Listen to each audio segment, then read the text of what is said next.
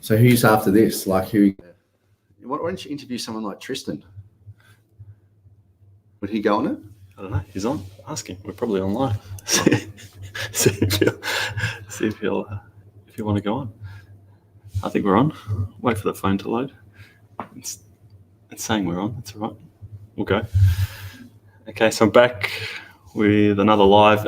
As last week, caught up with Dan Gold, mortgage broker. This week, I've asked Phil to come along. Phil, maybe we'll just start a couple of minutes. Who you are, what you do, what's the business here? We're sitting in your boardroom. Yep. So Performance Property Advisory is the business. We started the business 6 years ago. We're very passionate about making sure that we had a pretty seamless data research division. So we built our internal research platforms across the 30 top population centres around the country. And we found that a lot of our clients were just missing really good quality advice. So we started obviously building our clientele through the medical, entrepreneurial, expat areas. And then through that, we actually started cultivating a great client base, and then obviously looked after all their property advisory work, both residential and commercial. We've got 4 main divisions of the business. I was going to say, every time I come here, there's something new. Yeah, we're always on the go. We're always about growth, but at the same time, you don't want to grow too aggressively. Yeah. And part of, we did learn a lot in the initial stages of the business. We started with originally 4 of us. 2 of the guys came from a valuation background. One of the guys came from a data science background. Yep. And then you had me coming from a property advisory background, working for a great mentor that has probably seen the last 46 years of the cycles moving through. So been doing it a while then. Yeah. So very much a counter-cyclical investor. And look, we followed a lot of that modelling through. But what we really needed was to make sure that we had the proper data to suggest where our clients should be buying, how much they should be paying for those particular assets, and making sure that we weren't biased towards one particular market. So from there, we started Performance Property Advisory. We then built Pathway Asset Management, which was managing all of our clients' rental and commercial properties, residential and commercial across Australia. Then we started obviously performance data is growing.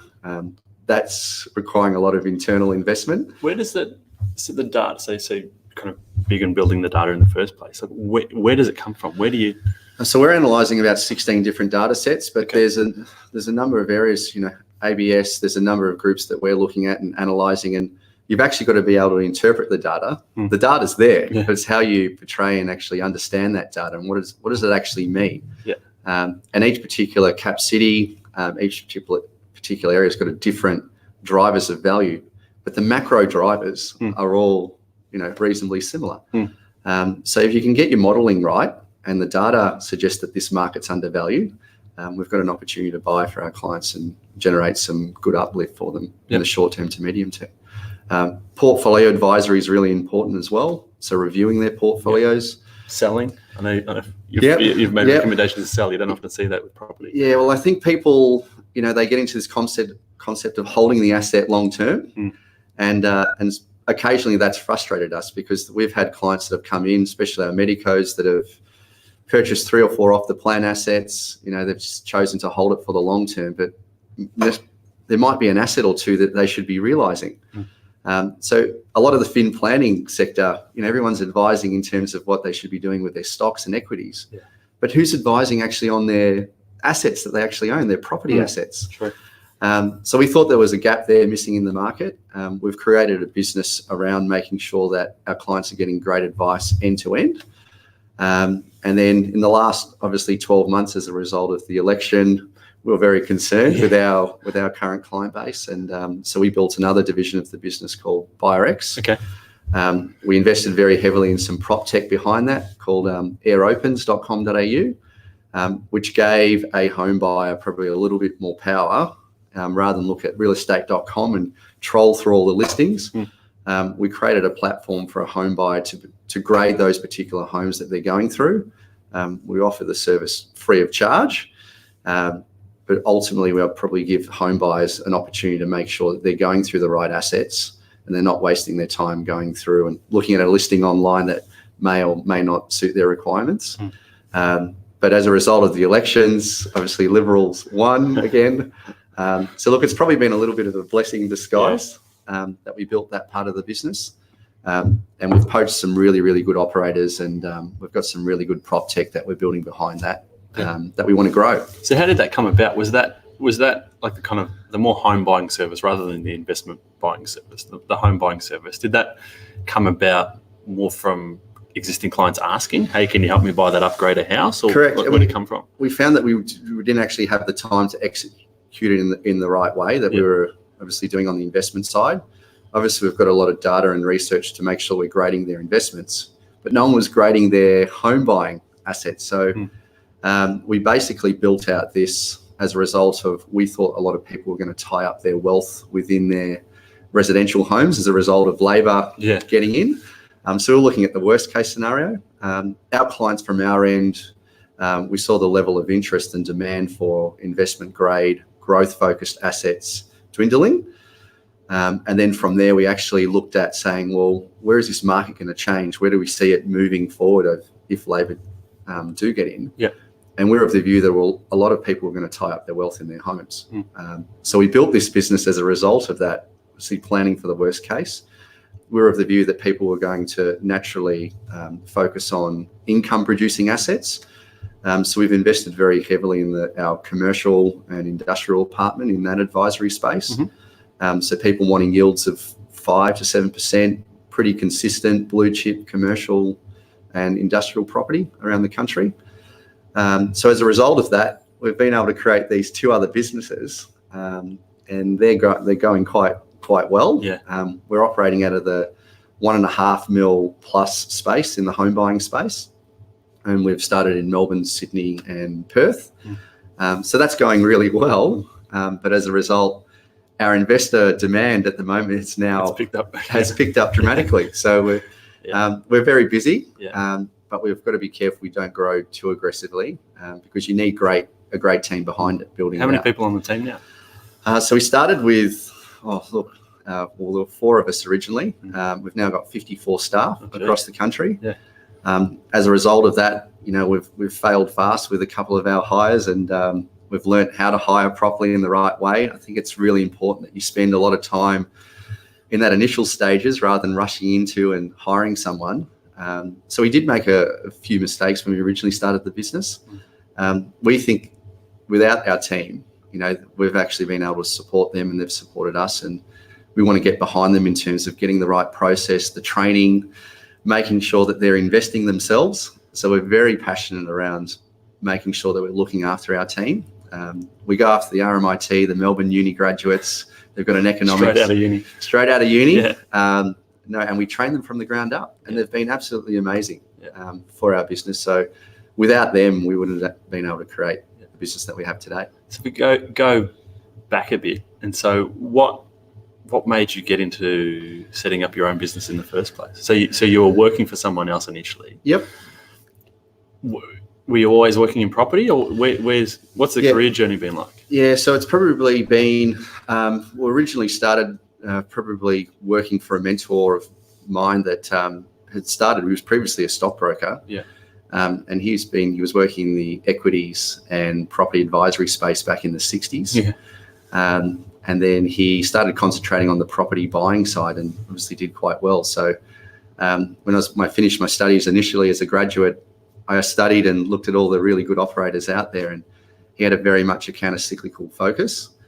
And then since then, the problem with that mentor is that the research side was probably missing. It was probably a lot of gut feel, and fantastic operator, but we want to build the research platforms, the data, and there was probably a really big missing link that we found that there were a lot of these people out there maybe using some of our competitors that weren't getting proper research and data. So if you can build that data platform and build it well, I think your investment decision making and your risk profile, in terms of making sure they're making the right decisions, we're pushing that in the right direction. So we're very passionate about that.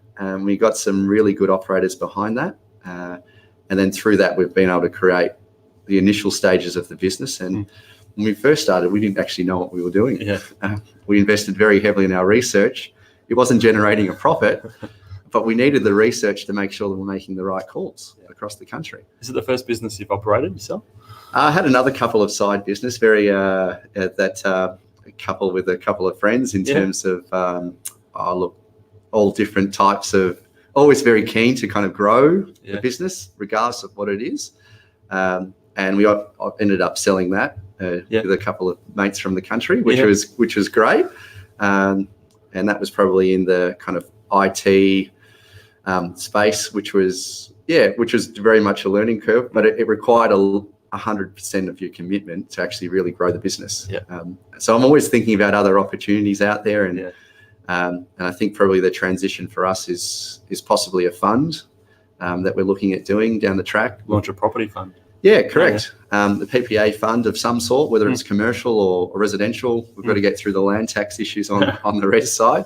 Maybe you might be able to assist us in that space. We'll find someone that can. But look, that's probably the next transition. We've got a great track record of getting great outcomes. But how do we possibly commercialise that into a fund maybe down the track long term? Yep.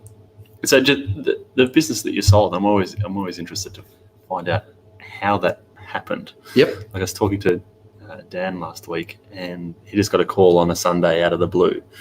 Someone was interested. Like, how did you sell your business? So the original business, so the actual business was actually, there was your headphones that you use. Yeah. We're at the footy one day watching the footy, and you've got two people sitting next to each other, but only one of you is listening. So how do we create a concept where two people can listen? So we created a business called Duo Buds. We ended up obviously distributing to Target and a lot of the retail stores across Australia. Through our networks, we're fairly close in with the guys at JB Hi-Fi as well. So we're able to get throughout the stores nationally, but it was growing at such a point that we either had to quit our jobs. This was on the side, it wasn't? Yeah, correct. Yeah, it was on the side. Job. So we created this, and we ended up obviously exiting out of the asset. And one of the creators of Team App, that's created an app for some sporting clubs, ended up buying that particular business. Okay. So we all sold out, and we reinvested those funds into our own personal property portfolios. So there's three guys from the country having a beer and talking through it. So it was the best ideas come about. That's correct. Well, that's how we created this business, just over a beer with David, Michael, and Heath, and we saw each other's skill set, and we said, well, look, I think we've really got capacity. One of the things that pushed me into doing this is probably doing my master's and actually getting yourself and giving you that confidence that you actually can do it yourself. I was very loyal to my old mentor, but I think it got to a stage where you had to, in life, I think you do have to take risks and give it a go. And so you spoke about kind of learning some lessons and firing fast. Yep. Anything else you've learned, or if you could go back and tell yourself 4 or 5 years ago, do this instead of that? Yeah, I think probably in terms of growing, we're all, we're reasonably young. Very much risk takers in terms of growing the business, but at the same time, our knowledge base in terms of how to run a business wasn't great. We were great at dealing with clients and getting great outcomes on the property side, but actually managing a business, the business grew from 3 to 15 in a very short period. Things were fantastic. We didn't have any issues, had a great culture.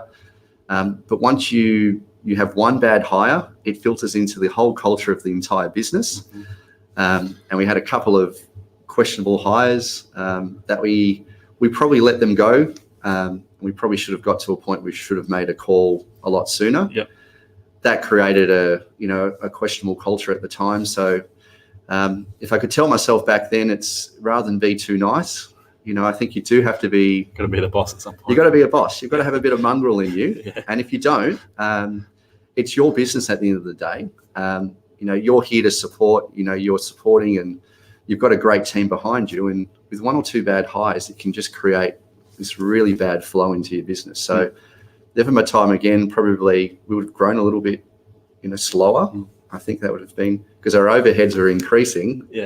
And what about support? So you go from like 3 to 15, you can probably manage some type of support structure. Yep. Similar, 3 to 15, but then you go from 15 to 54. Look, the most challenging part of our business probably 4 or 5 years ago is going from that 15 to 30. Yeah. You know, there are issues such as, you know, your contract reviews, your HR, personality differences.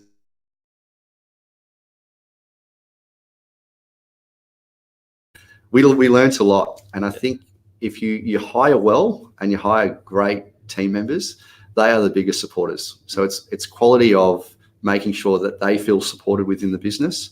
We get them investing, we get them excited about making sure all of our advisors can't advise our clients until they actually have their own investments themselves. Oh, yeah. We want to create a pathway for them where they're living and breathing. That's a good idea. And they understand the business well. So when they're talking to a client, they're going through the same things that our clients are experiencing. And it's not all rosy. Everyone thinks that everyone can generate these serious returns out of property. But if you're not prepared for the worst, you're not managing your cash flow, you don't have your cash buffers in place. Like a fin planner, like you guys do for your clients, we want to create the same sort of the strategy piece on that side, on their property buying.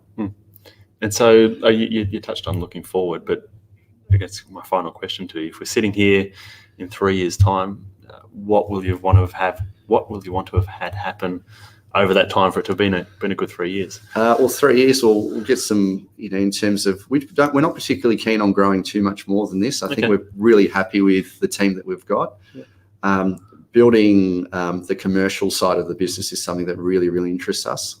So having a commercial fund in place to be able to make sure that we're giving our clients access to that income growth and good quality commercial property. Getting some great outcomes in terms of seeing our staff and our team growing individually, and seeing the promotion of the young guys and girls coming through. So seeing some great outcomes there. So we want to drive them as a team. Making sure that our property management and PM space is growing. We've grown it from 0 to 1,000 in, say, 4 years since we've grown that. It's the rentals. The rental management across Australia. So we're very passionate about building the PM side of the business as well. And perhaps maybe coming up with a residential fund, if we can work out how we can get through our land tax issues, would be fantastic as well. Just start talking to some people. Yeah, correct. Well, you can introduce us to introduce you to some people that might be able to help. Yeah, correct. So look, we're very passionate about it. We want to grow it, but at the same time, you don't want to grow too quickly. Yeah, good. Okay. Thanks, Phil. Thanks, James. Thanks for joining me. Cheers.